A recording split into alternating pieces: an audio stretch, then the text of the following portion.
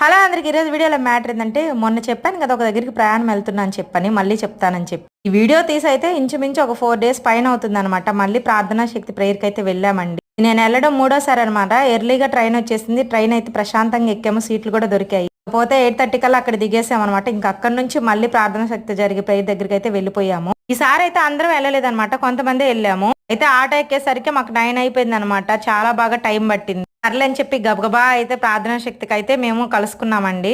అయితే దీని గురించి చాలా మంది నన్ను అడిగారు. అక్కడ ప్రేయర్ అంతా అయిపోయిన తర్వాత తైలాభిషేకం ఇస్తారనమాట.